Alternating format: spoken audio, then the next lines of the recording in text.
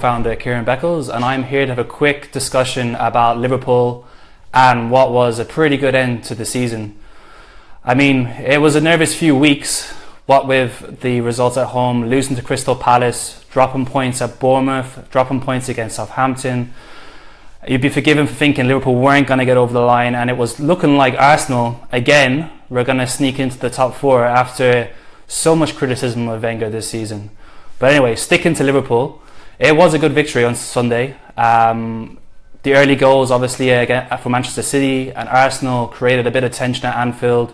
You could really sense that, you know, if maybe David Lovren had been penalised for that push, it could have gone very differently. But as it was, Wijnaldum got the goal before half-time, and then Liverpool ultimately eased to quite a comfortable victory, thanks to Coutinho and Lallana. So I guess, where does this leave Liverpool in the summer and ahead of the new season? Well, I think one thing is pretty clear watching Liverpool over the past couple of months. There's reinforcements are needed, and there's also certain positions that needs to be improved upon, but there's also a sense that the squad as itself is not quite perhaps good enough, or there's not quite the numbers there. And when I say numbers, I mean not just add in players to the squad, maybe like Klopp did last season, not with great success. When you look at players like Klavan, obviously there were some good signings. Mane and Wijnaldum were the two standout ones. Obviously Matip was good too.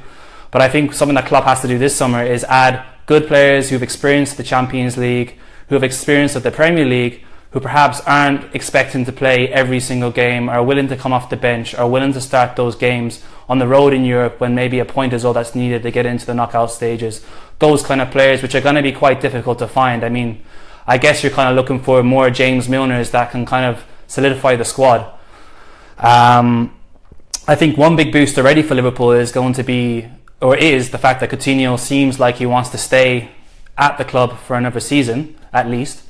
If you read his quotes with ESPN Brazil this week, he says that he wants to stay and establish himself as something of a Liverpool icon. He doesn't want to go to Barcelona or Madrid and just become another player, which I thought was interesting because, you know, his friend Luis Suarez is there right now, and he hasn't just become another Barcelona player. He is obviously quite important in that team right now. So I thought maybe the Coutinho would be interested in going to Barcelona, testing himself against the very best in Europe every season. But of course, it's fantastic news that he wants to stay at Liverpool if his words are to be taken at face value, and I think they are.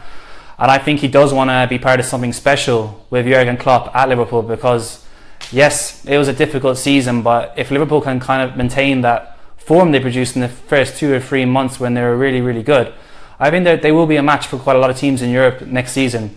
Not saying that they'll win the competition or anything crazy like that, but I think there's a possibility they can get out of the group stage and hopefully create some more magical nights at Anfield that Liverpool fans haven't really experienced since the Benitez years. So I think Coutinho is one big signing already. Even though he hasn't signed the contract, his commitment is a big deal for Liverpool, and I think he's going to be someone that's going to be key next season. And it's going to be interesting to see how he does against Europe's best and how he does with the increased fixtures, because as we saw last season, he missed quite a few months with his ankle injury, and there's always been the suggestion that his hamstrings have been troublesome. So the increased fixture load is going to be something that he'll have to cope with. And again, that brings me back to one of my first points, is that's why Liverpool need to bring in more players who can add more depth to the squad and are capable of having an impact, but as I said, perhaps don't expect to play every single game. I think there's some areas that Liverpool obviously need to improve. Left back, James Milner was fantastic this season. He surprised me, surprised many of us. Watching that loss at Burnley, I think it was the second or third game of this season, if memory serves me right, I was worried. I couldn't see how Klopp was going to stick with Milner throughout the whole season at left back. But he really improved, and I think he's a very, very solid Premier League left back, even though he's a midfielder. But I would be worried that next season in the Champions League, will he get found out in that position? So I think there's definitely needs to be recruitment at left back, and that will free up Milner to A, provide cover at left back, and B, bring him back into midfield where it is his best position. So I think left back's one area that needs to be addressed. I think centre half, I'm still not convinced with Dejan Lovren. I know he got his big contract a couple of months ago, I think it was in April, so you'd expect that he's going to be staying around for the long term, but he has his great days and he has his bad days, and there's just a lot of meh days in between, if I can make up that word. So I would be worried to see how he would cope again with more fixtures and also test himself against Europe's best. He is very much a kind of when his confidence is high, he plays well. When it's not, he struggles. And I think there's going to be a few bumps along the road next year when Liverpool are playing in 4 competitions. And I think another issue is the fact that Joe Matip and Lovren have both struggled to stay fit at certain points in this season. So there hasn't really been a solid defensive foundation there at times. And I think that is something that Klopp needs to address this summer. I would like to see a really good centre-half come into Liverpool. And for the first time before Brendan Rodgers took over, really a solid defence that can be relied upon and that Liverpool can build out from, because it's great with some of the play that they produced at the start of the season, but they still can't defend well from set pieces, and there's just this underlying sense of Liverpool are going to make a mistake and allow a team back into the game or a head start in the game, which I think created some of the nerves at Anfield earlier this year. I think finally the third position that really needs to be addressed, well, before I get to that position actually, I think Liverpool probably could do with some more pace. We saw when Sadio Mane picked up his injury, well, when he went to African Cup of Nations during the festive period, and the last month or so he's obviously been out since he injured himself in the Merseyside derby. I think we really saw that Liverpool struggle without pace in their side, and that's why Klopp went back to Daniel Sturridge, and he started against West Ham. As we know, the rest is history. 7 goals, I think, since he's come back into the team. And I think that that's been his addition has been good. I think though that Liverpool do need to bring in another pacey player just to have that other option in case Mane struggles with injuries again next year, because Liverpool can't really afford to be without him for sustained periods of time if they're going to try and make an indent from the Champions League and reach those knockout stages, but also try and challenge, which I hope they can do, because I want to see a really interesting Premier League title race next year where there's 4 or 5 clubs involved. So I'm hoping that Mane can also last the distance in both competitions. So I think a pacey player would be good, and I think Alex Oxlade-Chamberlain is one player who's been mentioned who I'll touch upon a bit later. But getting back to my third point, I think a striker is definitely a player that is needed. Not necessarily an out-and-out goal scorer like Harry Kane or somebody like that. Obviously that's an unrealistic target for Liverpool. They're not going to sign Harry Kane. But that type of player, I think, obviously needs to fit the mould of how Klopp wants to play, and I think Firmino does that. But I don't think he is clinical enough, despite these reported goal bonuses. I don't think he's clinical enough to lead the team in both competitions next year and to be relied upon in tough situations. So I think that is another position that I would like to see Klopp improve, to see just how far Liverpool can progress next year. Looking at players in particular, there's obviously been a lot of names already mentioned. I think even the most optimistic of Liverpool fans will find it hard to quite imagine Antoine Griezmann coming to Liverpool ahead of Manchester United, Chelsea, Real Madrid. So I've seen a few reports in the media over the past week or so saying that Liverpool are perhaps in the running, but I can't quite see that myself. Obviously there was another report saying that Liverpool had put in a bid for Kylian Mbappe at Monaco, and I can't quite see that happening either, although he would obviously be a fantastic addition of pace to the Liverpool team. As I said, it was something that we could do with. I think more realistic targets are probably someone like Arsenal midfielder Alex Oxlade-Chamberlain.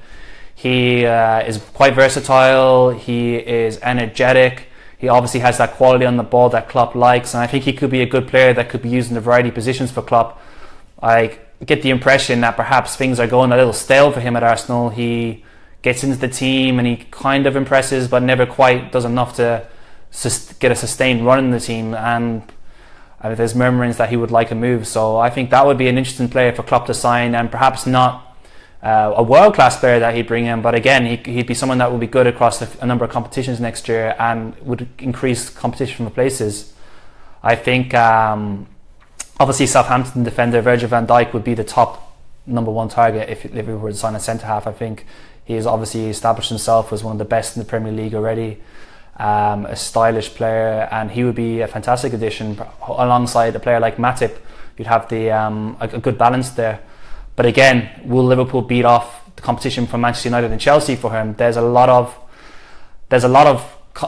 competition for most of the top players in Europe this summer, so it's going to be hard, even when we're listing out names, to really see whether Liverpool can tempt players to Anfield. They have the Champions League obviously to kind of ahead of Arsenal and Manchester United, but whether they'd be willing to spend the same kind of money on the wages is another question. There's always been the talk about Cesc Fabregas potentially moving to Liverpool, which I think would be an interesting player to have.